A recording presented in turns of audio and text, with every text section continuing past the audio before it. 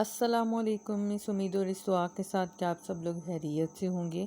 आज की मेरी वीडियो में मैं अपने समर सीज़न के फ्लावरिंग प्लांट्स को सीड से ग्रो करने जा रही थी। ये सीड्स मुझे गिफ्ट में मिले हैं, इसलिए मैं इतनी लेट इनकी सीडलिंग कर रही हूँ।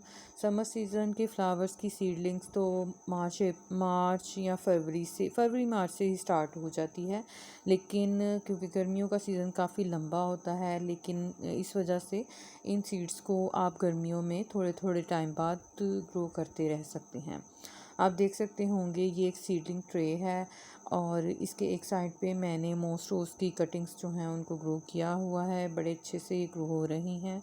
और इसके अलावा जो सीड्स हैं फ्लावर्स के, उनको मैं पूरे पूरे पैकेट्स तो नहीं, थोड़े थोड़े सीड्स जो हैं उनको मैं ग्रो कर दूंगी। जितने सीड्स भी ग्रो हो सके तो उतने ही सही। फिर दोबारा मैं सीडलिंग्स इनकी जुलाई के महीने में करूँगी, क्योंकि बरसात का सीज़न जब स्टार्ट होता है, बारिशों के दिनों में आप जो सीड्स लगाते हैं उनका जर्मिनेशन रेट भी बहुत अच्छा होता है।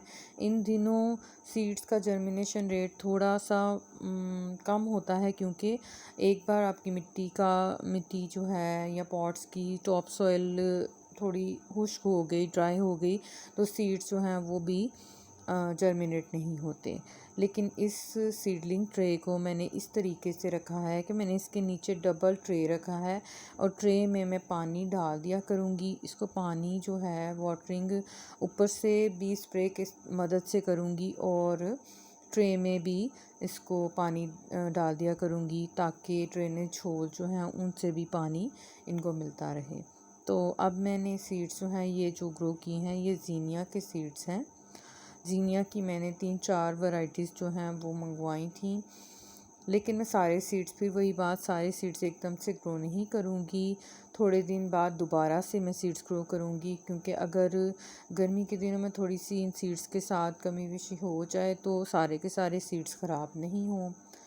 तो इतने सख्त मौसम में आपको सीड्स बड़ी केयरफुली ग्रो करने पड़ते हैं। बरसात में जितनी आसानी से सीड्स ग्रो होते हैं, उतने ही इन दिनों ज़रा मुश्किल टाइम है। लेकिन इंशाल्लाह जो हमारे नसीब में होंगे, जो हमारी किस्मत में होंगे, वो सीड्स और वो फ्लावरिंग प्लांट्स हमें मिल ही जाएंगे इंशाल्लाह। तो आप अब देख सकते हैं मेरा आप टैग लगाने का जो तरीका है, फ्री के ये टैग्स हैं, आप देख के पहचान ही चुके होंगे। ये कोल्ड ड्रिंक्स के लिए जो स्ट्रॉस यूज़ होते हैं वो हैं। तो ये परमानेंट मार्कर है जो पानी से रिमूव नहीं होता, तो इसलिए मैं इसी को यूज़ करती हूँ टैग्स के ऊपर लिखने के लिए। और बड़े आराम से इनके ऊपर लिखा जाता है इन स्ट्रॉस पर।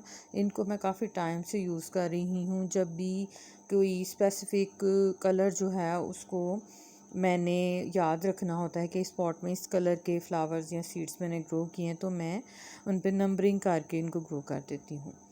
थोड़ा सा इसको ड्राई करने के बाद मैं इन सीडलिंग सेल्स की जो जो लाइन मैंने सीड्स के हिसाब से ग्रो कर रही हूँ, उसमें ये मैं टैग्स लगा दूँगी। ये दूसरे भी ज़ीनिया की एक और वैरायटी है।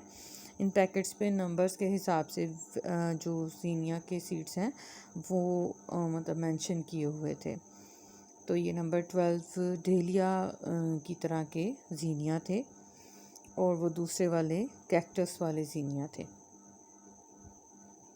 तो वीडियो को ज़्यादा लंबा ना करते हुए अपने तमाम सीड्स जो हैं, तकरीबन 15 के करीब इकसाम हैं सीड्स की, जो मैं आज ग्रो करने जा रही थी।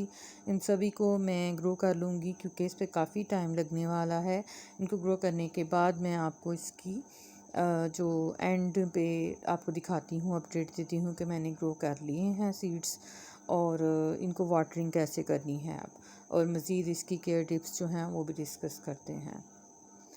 तो ये कॉक्सकॉम के सीड्स अब मैं इसके लिए पहले से टैग लगा लेना, ताकि आपको याद रहें कि इस वाली लाइन में मैंने कौन से सीड्स जो हैं वो ग्रो किए थे।